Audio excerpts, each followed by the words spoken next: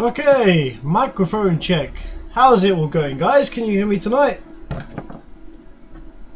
Here's my microphone working. I've just plugged all this workshop stuff back in, so we're likely to have some technical hiccups to start with.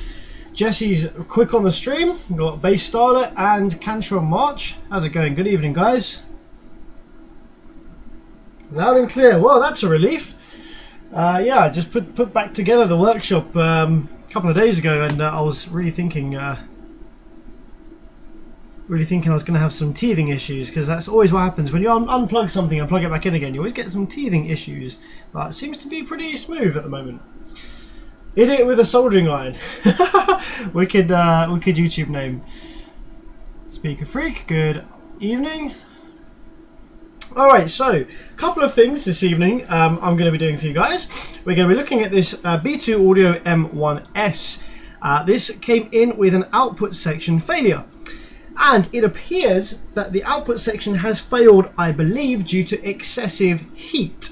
And the reason I say this was this amplifier actually blew at the Modified Nationals car show over here in the UK a few weeks ago, a couple of weekends ago. That I have a video of some hair tricks of my van from the show.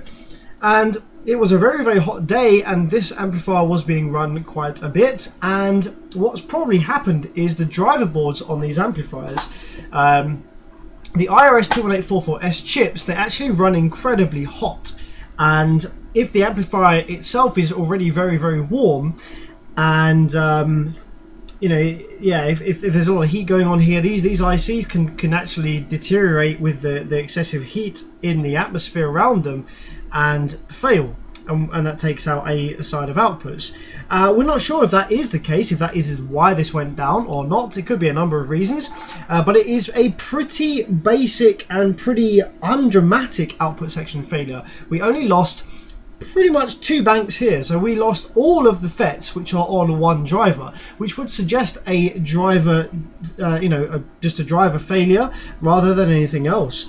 If it was like an issue where the speaker terminals were shorted, then I think we would see more than one bank of outputs here with some damage that had gone down. But in this case, we seem to only have one bank over here that actually has any damage. Now, you have to bear with me this evening, as I'm actually expecting a customer pretty soon.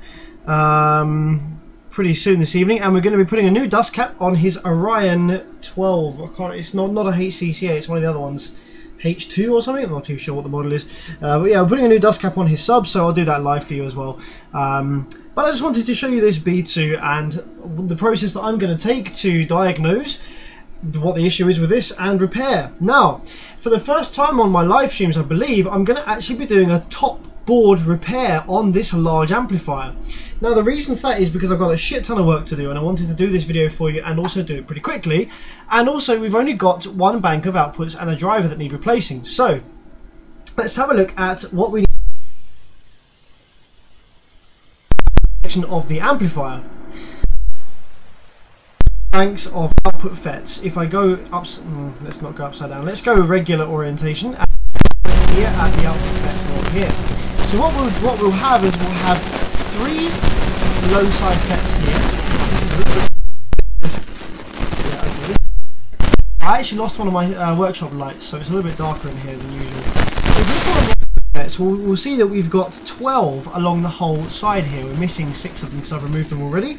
So we've got 6 here, and then there's meant to be another 6. What we actually have is 3 low side, 3 high side FETs on one, 3 high side FETs on the other driver, and 3 low side drivers on the other driver. So basically on the driver board, we've got 2 drive ICs here, IRS21844S.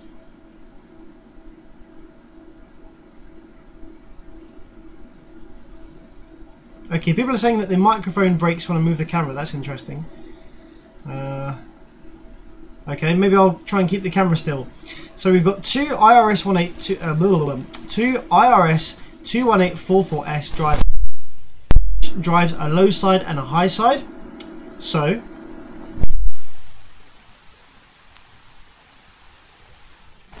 low side, one driver, high side, and then on the other driver, one driver, low side, one driver, high side. Now, let's go back to my other camera because I don't trust the audio on this one to not be screwing around. It appears that we have some audio issues. I told you there'd be teething issues, didn't I? I told you there'd be teething issues. So because we've only got basically one drive IC worth of outputs that have died, I'm actually doing a top board repair. I've wiggled the FETs off so that they snap the legs on here so I can remove the FETs. I've then gone through with my soldering iron, my tweezers and my solder sucker to remove all of the small legs that are left in the holes and the remaining solder. So now I just have holes on the board ready for new FETs. And because there was no further damage, I don't really need to go to the bottom of the board, I don't believe, to locate any further issues. I mean, it would be a very rare case if there was some desoldered stuff on the bottom of the board somewhere that caused this to go down, but I believe it's just heat. So all I need to do is I need to take my hot air gun here, and I just need to heat up the drive IC which died on here, remove it with my tweezers like this, replace it with my tweezers like this, and then it should be up and running and good to go. So I was going to show you the methodology that I used to test this amplifier and diagnose that that driver was faulty. So if we look, we've got my scope up here. So just take an eye on the scope, and I'm going to take my oscilloscope probe. Now we can also check the power supply on over this side of the screen. So I've only got 9.1 volts going in, and I'm only going to allow about 3 amps to pass into the amplifier, and I'm just going to pulse the remote very briefly, like literally for a split second. So if I probe the power supply FETs, you can see here on the scope that we've got our 9 volts there DC ready to go. If I touch the remote just to pulse it, you can see that a square wave tries to build on the scope screen like that. Did you see that? I'll do it one more time. Right, so that is just a single pulse of square waves on the power supply. By doing a single pulse on the power supply, what that actually does is it starts to charge the rail capacitors. And by charging the rail capacitors, we also get rail voltage at the drivers. Now, if the drivers are faulty, then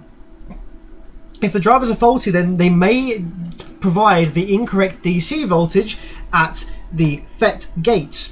So for the FETs to be working correctly and for the drivers to be working correctly, if we probe the low side FETs, we should see only negative. Oh, sorry, I've got the low side and the high side the wrong way around. So if this first set of FETs here, this first 3 appears to be high side.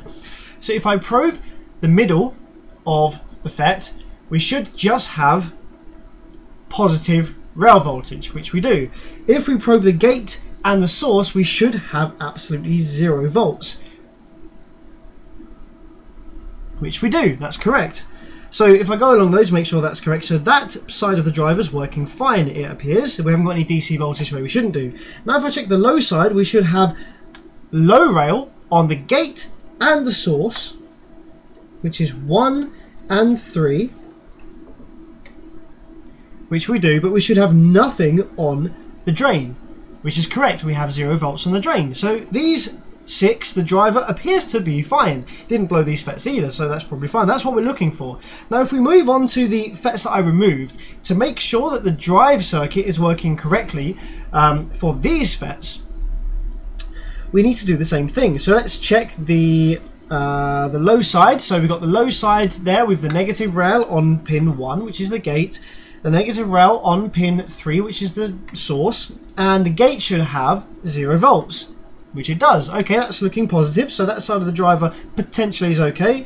Now last but not least, let's move on to the final high side, which is this last 3 here. So for the high side, we should have on the drain, which is pin number 2, just positive rail, which we do, and we should have 0 volts on the gate, and oh dear. So as we can see here, this is a high side bank, so we should have only positive rail voltage on pin 2, nothing on pin 1 and nothing on pin 3. But in fact, we actually have negative rail voltage on pin 1, which is the gate, which shouldn't be there because it's a high side FET. So this driver is dead, so it needs replacing. Bear with me, I just need to take a quick phone call.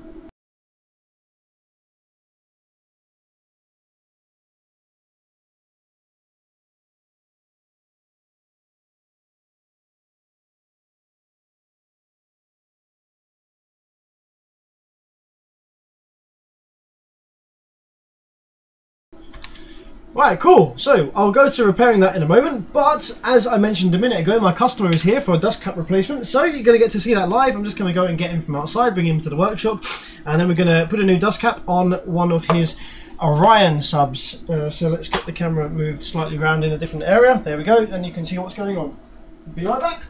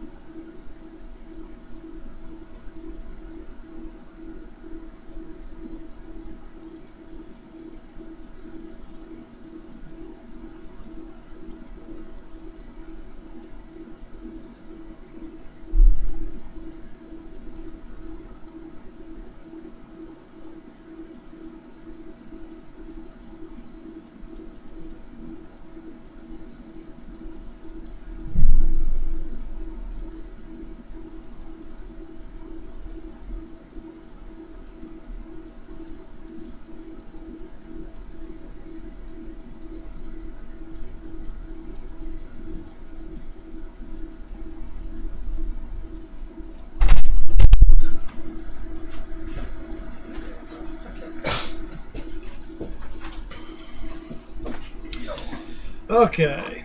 Hey, Ben Sam, you alright? Good, mate. Good, good. I haven't used the Sundown yet.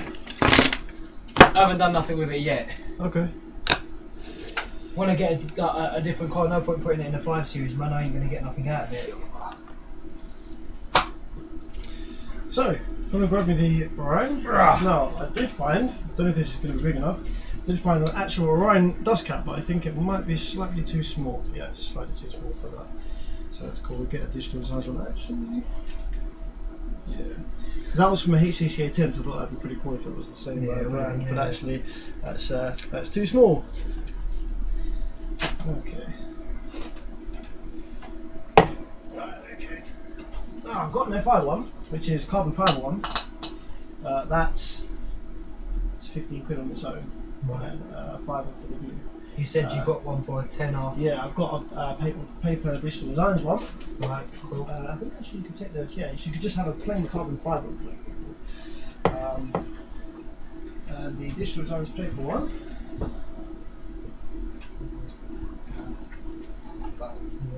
Sam, you got anything for sale, amp-wise, for that Sam? Tons of stuff. Oh, what For that, is it again? Dual 4. Dual 4, yeah, I have. I've got a band though. It's brand new though, so it's not the cheapest one. Yeah, I said? the one you were telling me about. Oh, is that the one? Yeah. What else have you got? Anything cheaper or second hand? Yeah, but not that run that really. Like, No? like, I've got some stuff that's like 600 watt armor, so 1 ohm, but like 2 ohm power is not as common. So like, yeah, I've got a ton of stuff for sale like with 1 ohm. What about that? That's not for sale. That's a customer's repair. Most of the stuff you see is customer repair stuff.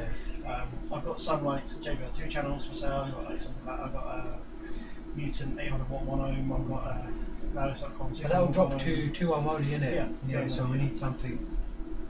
2 ohm.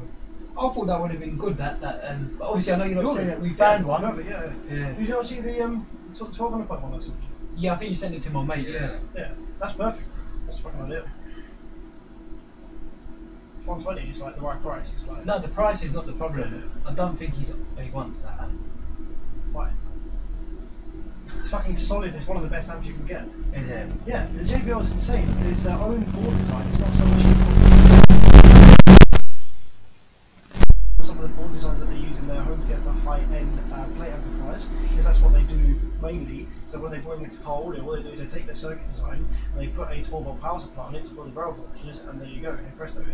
It's pretty much the same as what's in the 14001, but just a slightly smaller, older version. And what does that push? 1200 RMS? It pushes about 1450 at 2 ohm. It's underrated, so when you bench test it, it does more. It does more. Yeah, much more power. Very reliable amplifiers. You know, you don't like amps where you got to put a terminal on and screw it onto the thing because it never bloody. What do you mean? You know that amp? It's not that it ain't got terminals. Yeah, like this. No. Yeah, You've got to put a fork on it. No. You sure? Oh, what do you mean, like the full? The little spade, innit? I thought you meant I have like a massive block thing that clips in. Like Oh the no. outlines. No. It's like that. Obviously, you can't just put your wire direct into it. So you've got to. Yeah, you get the 4 gauge ones with the Yeah. thing, yeah. Do you sell them? I don't know. I'll jump. Yeah, no. I'm just saying, if you have them, we'll buy them off you. What do you want to do? You want to get that one? Yeah, I don't mind. It's a decent amp. Don't get me wrong, but very good. I know you were going to say no because of that reason. That's Well, why. I'm pretty sure that I had one for a moment. I'll come out for it. I had one that was some guy killed beyond repair. Where's the board? Oh, wait, what's up here? Fantastic. So mad, isn't it? I bought my son off him, innit? Yeah, that is quite big, man. He had one of them. Part blown big time. Really? Big, yeah. What's that? It looks like a Hi-Phonic something. It's probably there around here. No, I've got one that bought some. I'm sure that one I had didn't have the Yeah, I'm sure it has, yeah. I'm pretty sure it was just the whole.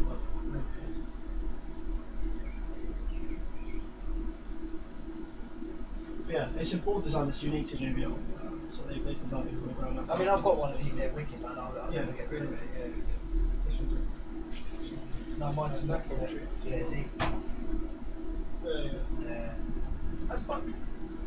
At the end of the day, it's reliability and what power you get out. True, 100%. We could get. How much did you say it was? 120 in Ilford, isn't it? I think, isn't it? It's in Grey. It's just about 10 minutes up the road. is in grey, so that's across the bridge. So yeah, if you like, obviously, depending on if you go back that way, you have to pay the toll anyway.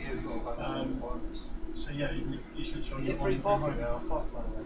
Yeah, as long as you're not on the yellow. No. Yeah, yeah. Alright, cool, man. Yeah, this does cut.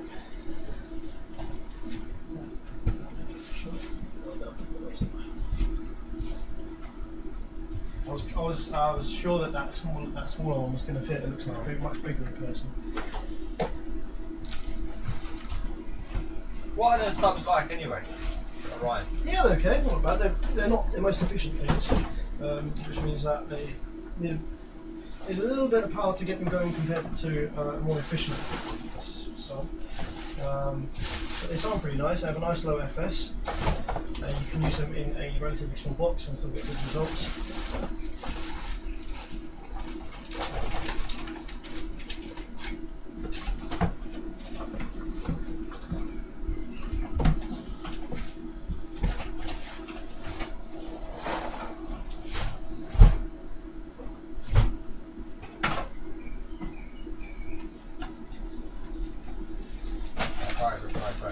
Yes.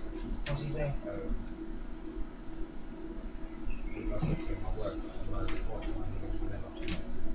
What, for the JL Audio stuff? What do you want to do then? You want to go get that one in greys, or you want to go get this?